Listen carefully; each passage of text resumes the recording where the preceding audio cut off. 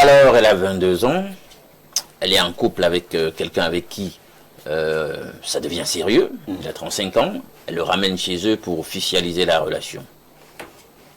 Tout se passe plutôt bien, sauf que quelque temps après, elle décide de faire une surprise à son fiancé en question. Elle arrive inopinément chez lui. Elle a les clés. Sauf qu'elle arrive, elle ne le trouve pas. Et qui elle trouve? Sa sœur aînée, quasi trentenaire, en tenue pas très loin de celle d'Ève, dans le jardin d'Éden, en tout cas. Je sais pas, peut-être vêtue d'une serviette et tout. Scandale. Et puis s'ensuit une bagarre terrible entre les deux. Finalement, au terme de tout ceci, elle va aller recourir à l'arbitrage des parents. Bon, les parents vont faire venir les mises en cause, le concerné, le fiancé en question, les deux filles et tout. Et puis, elle se rend compte qu'en réalité, dans toute l'affaire, on n'épingle même pas le fiancé. C'est comme s'il n'est même pas l'objet de tout ce qui se passe et tout et tout. Bon, elle ne comprend pas. Pourtant, elle voudrait comprendre comment ça se fait que sa sœur aînée s'est retrouvée avec son fiancé, etc. Pis encore, ouvrez grand les oreilles, elle est même enceinte de lui. Donc, finalement, le chef de famille, leur père demande au monsieur de choisir entre les deux sœurs au regard de la situation. Il y a l'aînée, presque trentenaire, qui est déjà enceinte. Et puis, il y a ses fiançailles avec la cadette. Qu'est-ce qu'on fait? Monsieur, il faut choisir et tout. Et le gars ne se fait pas prier en ce sens. Il choisit l'aînée qui est enceinte. Il trouve que c'est la bonne sortie pour l'affaire. Et alors, la cadette a piqué une crise, etc. Elle est, je dis, déchirée de ressentiment et en colère par rapport à tout ça. Donc, elle n'arrive pas à digérer ça. Elle en veut à sa sœur, elle en veut aux parents, elle en veut à son fiancé ou ex-fiancé, elle en veut au monde. Et elle veut bien, parce qu'elle a des sentiments pas très commodes qui l'animent en ce moment. Et elle veut solliciter de l'aide sur la conduite à tenir par rapport à cette crise. Merci pour cette dénonciation. C'est une situation très compliquée.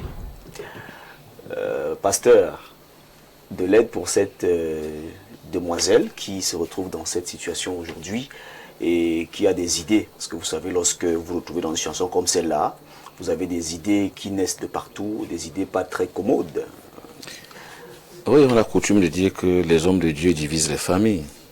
Parce que lorsque vous avez ce genre de situation, les hommes n'aiment pas entendre la vérité. Vous ne faites pas partie de ces hommes de Dieu qui divisent les familles. Je veux dire tout simplement qu'elle comprenne que sa sœur est une sorcière. Ça ne se dit pas facilement, mais c'est de ça qu'il s'agit. C'est une sorcière. Lorsque vous savez, aujourd'hui les familles sont fortement déchirées à cause des jalousies, à cause des convoitises, parce que beaucoup ne regardent pas leur vie. Oui. Dieu donne à chacun une étoile, mais les uns ont passé le temps à regarder les étoiles des autres et les talents des autres, au lieu de se concentrer sur leurs talents. Alors ils passent le temps à convoiter ce que autrui a. Dieu a fait de toi médecin, mais tu admires l'architecte. Dieu a fait de toi avocat, mais tu admires l'astronaute. Et tu veux être astronaute alors que tu es avocat. C'est de ça qu'il s'agit. Nous avons traversé ces choses par le passé aussi. Oui. Mais je vous assure qu'elle comprenne qu'il n'y aura jamais d'entente tant qu'elle vivra avec sa sœur. C'est de ça qu'il s'agit. C'est violent de le dire, mais c'est comme ça que ça se passe. Donc il n'y a pas de solution. Il n'y aura jamais d'entente. Sa sœur passera sa vie à admirer ce qu'elle est, parce que c'est de ça qu'il est question. Maintenant qu'elle rende grâce à Dieu, que la chose se soit passée ainsi, et qu'elle trouve simplement le moyen maintenant de se battre. De se battre d'abord dans le Christ, et maintenant de s'établir, sachant qu'elle a un ennemi toute sa vie. toute sa vie, c'est un ennemi juré. Sa sœur ne pourra jamais lui faire de cadeau. Donc vous dites que sa sœur est une sorcière. C'est une sorcière. C'est une sorcière. On ne convoite pas le bien de son frère. On ne convoite pas l'objet de son frère. Vous comprenez un peu. Et même ce mec-là, qu'elle se dit simplement que Dieu l'a délivré d'une sorte d'étreinte dans lequel elle a sorcier. Je ne dis pas ça. Je ne dis pas ça. La plupart des hommes sont légers. Vous savez, les hommes ne s'assument pas toujours. Vous voyez comment est-ce que nous avons des followers autour de nous. Beaucoup pensent que ceux qui nous applaudissent sont ceux qui nous aiment. Le jour qu'ils chutent, ils se rendent compte que ce sont les premiers messagers qui vont dire comment il était mauvais alors que ces gens mangeaient à sa main chaque jour. L'homme doit être lucide, l'homme doit discerner. J'ai coutume de dire aux gens que vous connaîtrez vos vrais amis lorsqu'ils se séparent de vous. Quand ils sont éloignés, c'est là où vous les connaissez. Parce que étant à distance, il va dire, ah, j'ai Alain Doug là-bas, c'est mon ami, je peux le saluer, je peux lui envoyer un paquet. Mais tant qu'ils sont avec vous, là, laissez tous ceux qui se couchent et se courbent devant vous. Ce sont des petits hypocrites. Merci, pasteur. En face de vous, donc, nous allons prendre la réaction de professeur Claude Noubissier. Vous êtes psychologue. C'est un problème, cette fille fait face à un problème psychologique en ce moment parce qu'il faut bien qu'elle se retrouve. Il faut bien qu'elle puisse avoir un équilibre sur le plan psychologique. Face à cette situation, comment est-ce qu'elle devrait s'y prendre? C'est très compliqué, monsieur Vianney Bia, parce que personne n'aimerait être dans sa situation. Vous avez votre fiancé, vous avez des projets de mariage, il est connu dans la famille, on aimerait bien, on sait que nous, les hommes ont ceci de spécifique, c'est qu'ils sont trop infidèles. Mais on ne voudrait pas s'assurer une infidélité avec les gens qu'on connaît. Pas quand même votre grande sœur. Je pense que ce monsieur, il n'est pas sérieux. Il faut avoir un peu de la hauteur dans tout ce qu'on fait. Il faut avoir un peu de la hauteur. Il faut avoir ce que j'appelle les principes de vie. Je fais ça, et ça je ne peux pas faire. Oui. Un homme doit être taillé sur la grandeur, sur la hauteur, et sur les challenges, et même sur un peu d'audace. C'est pas sérieux. Aujourd'hui, on a l'impression que les hommes sont comme des poules ou des coqs. C'est-à-dire que petit coq là, il voit une petite poule qui passe là, directement là. On a cette impression. On a vraiment cette impression. Il faut respecter autrui. Ce monsieur n'a pas respecté cette petite fille. Au moins pour elle, d'abord la respecter pendant le temps des fiançailles, même jusqu'au jour du mariage. Pourquoi ne pas être fidèle à elle? Aucun signe de respect venant de ce monsieur. Alors moi je vais dire à cette fille... Peut-être la fille elle était dans la période des fiançailles toute seule, le gars n'était pas dans cette période. Voilà, le gars n'est même pas avec elle, ouais. Parce que c'est pas une question de fiançailles.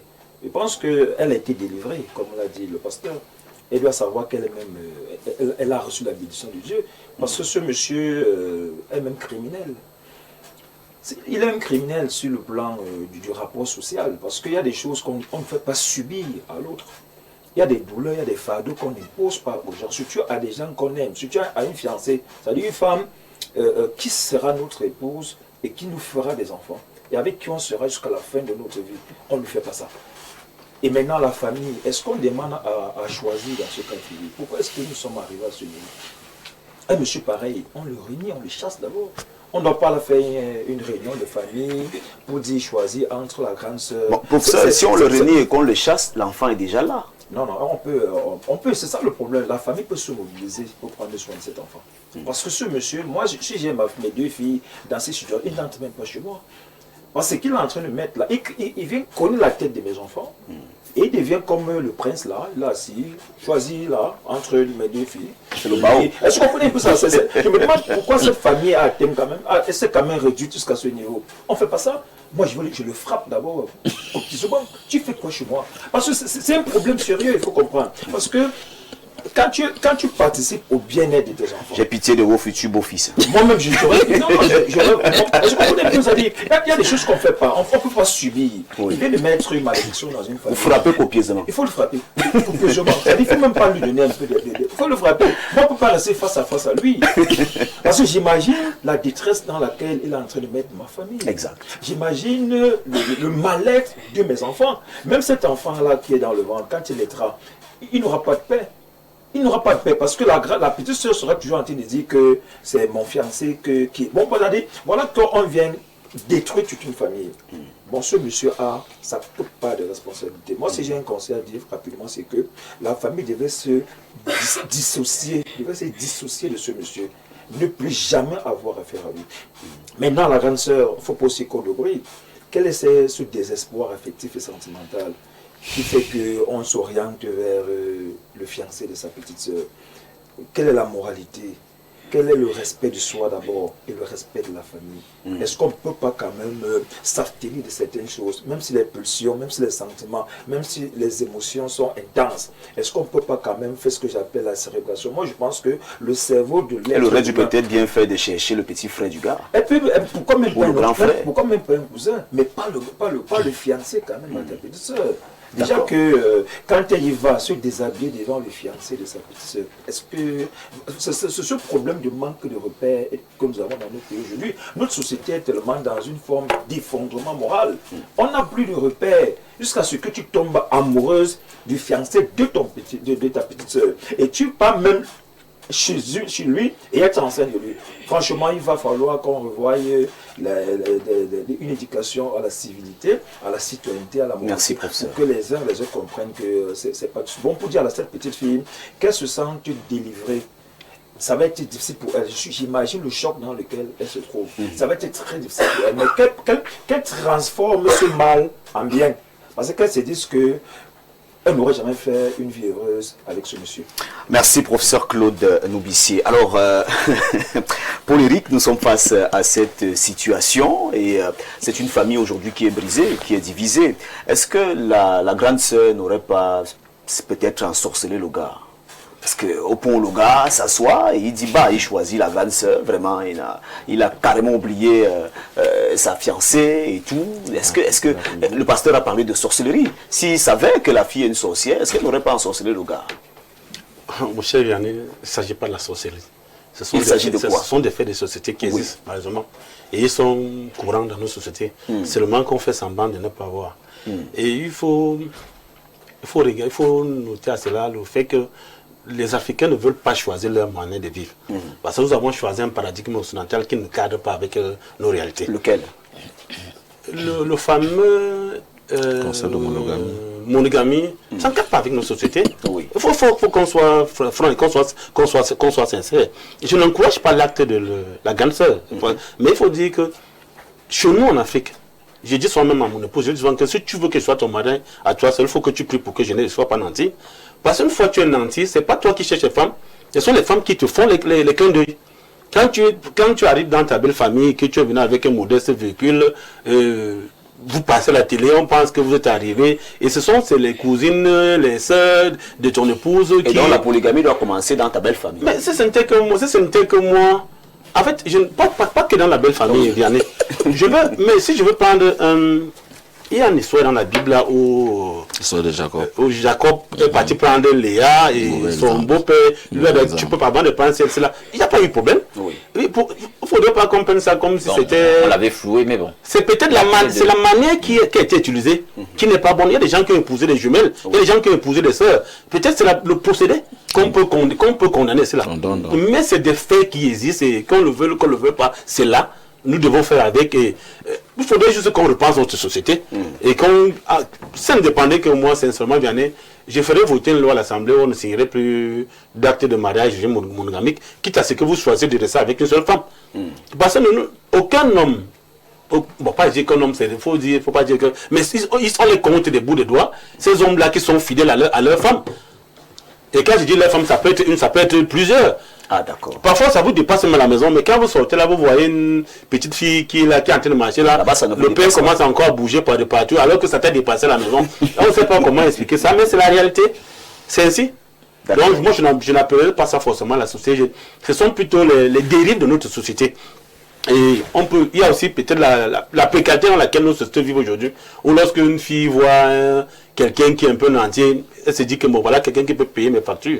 Et on se retrouve dans ce genre de situation. Merci Paul Éric. Cyril Tchamba, dans la société nous vivons, c'est ces cas au quotidien, des copines qui veulent les gars de leurs copines, des sœurs qui veulent les gars de leurs sœurs, les hommes même parfois qui cherchent les femmes de leurs frères et tout.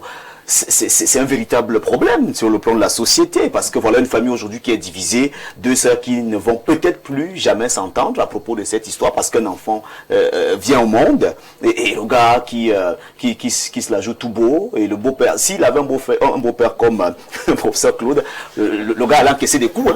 Tabasser bien. Vous savez, ce matin, je suis auteur d'une chronique. Je fais des chroniques tous les mercredis dans le quotidien Le Messager depuis quelques années. J'ai une chronique que j'ai faite ce matin que j'ai intitulée « Extenebris Lux ». Des ténèbres jaillisse la lumière. Et dans cette chronique, j'aborde effectivement les dérives sur le plan de la spiritualité dans nos sociétés. J'indexe un peu tous ces courants religieux nouveaux, sans bien sûr mélanger. Je sais qu'il y a des bons, il n'y a pas de problème, mais j'indexe tous ces courants religieux nouveaux qui ont ramené une façon de faire, de penser dans notre société. On parle de modernité, on parle de spiritualité, mais je pense que la thématique qui est là, la dénonciation de Alain Douc, je ne m'inscris pas totalement dans le rapport avec notre ami du PCRN, parce que est-ce que c'est un problème de polygamie? Là, on parle d'un problème d'inceste parce que chez les Africains, une fois qu'on a une épouse, en tout cas quand on est dans une famille, on n'a pas le droit d'aller avec une sœur avec une belle-sœur. Donc c'est un problème déjà qui a trait à la tradition. Si vous avez déjà, quand on dit fiancé, parce que le mot fiancé, si on respecte les thématiques traditionnelles, cela veut dire qu'on a déjà fait au moins toquer porte. Donc on est déjà engagé. Donc ce n'est pas une question de polygamie, c'est une question de respect des règles traditionnelles. Et à ma connaissance, dans aucune des traditions dans notre pays, on ne cautionne le fait d'aller avec la belle-sœur, sauf dans certains cas particuliers bien précis qui sont codifiés. Et quand vous êtes auteur de ce type d'acte-là, vous êtes soumis à un certain nombre de rites traditionnels pour purger la famille de cette malédiction, parce que c'est une malédiction en réalité. Alors, ce que je peux dire, c'est que je crois qu'il faut qu'on fasse un distinguo fondamental sur ce que la modernité nous a apporté.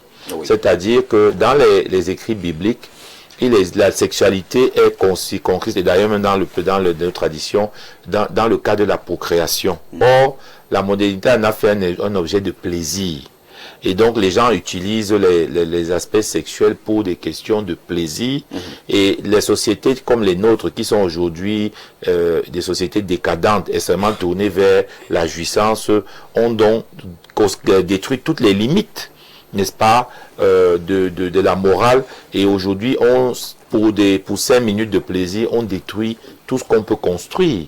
Il n'y a pas que il y a des familles aujourd'hui détruites parce que les gens ont voulu s'amuser. L'institution du mariage est aujourd'hui en lambeaux parce que les gens estiment que les préceptes qui doivent être les régulateurs dans les interactions de couple sont sujets à interprétation à géométrie variable, dans le sens où chacun cherche le plaisir, chacun dit je veux jouir. Alors on ne sait même plus dans quel objectif et dans quelle proportion. Donc pour dire que, si je reviens strictement à la problématique, vous voyez donc deux individus qui, la dame, la grande sœur comme le fiancé, ont décidé, en posant cet acte, de bafouer la tradition, de bafouer la famille, de bafouer l'amour fraternel. C'est-à-dire qu'il ne faut pas traiter ça, c'est des gens qui ont décidé, en âme, peut-être pas en conscience, de détruire ce socle-là, parce qu'ils ont choisi le plaisir de la chair. Et c'est là où c'est répréhensible, parce que il faut pas que nous nous cachions derrière la situation de notre société difficile pour développer des attitudes qui sont contraires à la morale. Et vous voyez que finalement nos pays, nous sommes partout comme ça dans les déviances. Je dis bien partout. Cette légèreté, cette détestation de l'autrui, le pasteur dira qu'il faut penser à autrui. Cette détestation de l'autrui, parce qu'on est devenu égoïste, fait qu'on ne tienne plus compte d'un certain nombre de préalables avant de poser les actes. Voilà à quoi cela nous mène. C'est-à-dire la grande sœur devient enceinte du mari de la petite sœur. Et malheureusement, la société doit pouvoir gérer ça. Mais il y a un enfant, la petite sœur, pour gérer la situation. Non, le pasteur a dit, moi je m'aligne dessus, c'est-à-dire que quand on est face à ce type d'individu, oui. Cela veut dire que si ce n'est pas la grande sœur, c'est la cousine, vous allez passer la vie, et de certains cas dans nos familles où on a eu ce genre d'attitude, vous allez passer la vie à combattre ça. Parce que un homme doit pouvoir construire sa maîtrise. Et la grande sœur n'est pas en sécurité. Non, les deux personnes sont déjà à ne pas fréquenter. Parce qu'après, le gars pourra encore chercher la cousine. Bien sûr. De la grande sœur, mais vous connaissez même dans des familles, il y a eu des cas, il y a eu un cas récemment dans ce pays où l'épouse étant morte, le haut responsable a épousé la nièce qui vivait dans la maison. Donc vous savez, c'est des choses que on regarde comme ça, oui. Mais je vous dis, c'est que nous avons perdu la maîtrise de notre spiritualité. Et je vous dis, dans cette famille-là, j'ai entendu parler où le haut responsable a épousé la nièce. C'est déjà un scandale, parce que ça ne se fait pas. La nièce ne remplace pas la tante dans le lit. Je connais également une histoire comme celle-là, où un haut responsable également de l'armée a perdu sa femme. Et la famille de la femme s'est mobilisée pour dire il faut prendre la nièce là. Donc c'est la famille de la femme qui a fait la proposition au monsieur, et le monsieur a dit non. Oui, c'est vrai que, bon, je ne suis pas spécialiste, mais je sais que dans notre tradition, il y a effectivement cela, mais c'est encadré. Oui. Vous dites bien, il y a eu un décès. Oui. Donc c'est pour pallier à un problème. Mais dans le cas ici, de la haute personnalité, il y a un décès. Oui, il y a eu un décès. Voilà. Merci Cyril Tchamba. Je ne vais pas dans les détails parce que, en fait, le problème familial est que, apparemment, ce remplacement était déjà effectif. Voilà le nœud du problème. Alain Douk, nous avons une sœur qui fait face à cette situation compliquée aujourd'hui, difficile, où elle a des idées qui traversent son esprit. Elle veut même parfois consommer des comprimés, des cachets pour finir avec sa vie et tout. C'est très compliqué pour elle parce que lorsqu'on voit dans le cas de figure, elle a aimé son fiancé. Elle aime sa sœur, elle aime les membres de sa famille. Maintenant, c'est une trahison, un coup de poignard dans le dos. Le monsieur aujourd'hui qui se retrouve avec sa grande sœur qui est enceinte de lui, la fille, et finalement le monsieur choisit même la grande sœur, hein, lorsqu'on dit bon, mon gars, il faut choisir entre ta fiancée et la future mère, ou alors la mère de ton enfant, parce que là il a en face de lui sa fiancée et il a en face de lui la mère de son enfant qui n'est pas sa fiancée mais qui est la grande sœur de sa fiancée. Cette fresque relative à la dénonciation, elle est glauque à 100%. C'est l'illustration de notre volonté de construire une société sans les valeurs. C'est ça le problème. Il y a un sérieux problème d'éducation à la base avec ces gens. Hein? Des gens qui vivent dans les familles, vous voyez, vous avez une fratrie, mais on se porte envie.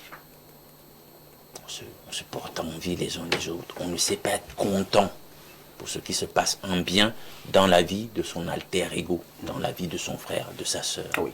On veut pour soi ce qu'il a ou elle a. On est dans une logique quasi sempiternelle de convoitise. Et on est prêt à tout. Oui, de convoitise. Le monsieur de même, il est mal éduqué. Il est mal éduqué. Parce que vous ne pouvez pas arriver dans une famille, et bien écoute, et vous faites ça. Si vous avez reçu une bonne éducation, ça ne se fait pas. Il y a peut-être fondamentalement 3 choses sur lesquelles les hommes doivent veiller à avoir de la maîtrise. Au-delà de leurs pensées, les pensées que nous devons chercher à maîtriser, à dompter dans le sens de la positivité, on doit apprendre à dompter notre langue. D'ailleurs, la Bible nous le dit. Ce petit organe peut être source de beaucoup de problèmes. Je pense qu'on doit apprendre à dompter nos cœurs. Là, vous vous adressez aux hommes. Oui. À dompter notre pense. À minima, je pense qu'il faut apprendre à dompter ça. Et je pense qu'on est dans un scénario où le monsieur en question, il ne sait pas dompter ses pensées, il ne sait pas dompter sa queue. Donc, et il n'a pas, comme disait le professeur tout à l'heure, un corpus de valeurs qui font que c'est une espèce de pare-feu, même s'il est sous le coup de la tentation, n'importe comment, je sais pas à quoi ressemble l'aîné, peut-être qu'elle est super canon et tout, mais ses principes lui disent, mon frère, même si elle a le derrière rebondit, comment, même si ça poitrine, comment, voici la ligne rouge, on ne la franchit pas. C'est dans l'esprit que ça se passe, c'est dans les pensées. On ne la franchit pas. Donc, il y a quelque chose qui a été dit là, tout à l'heure. Je suppose donc que le monsieur est plutôt d'une vie modeste. D'un statut modeste.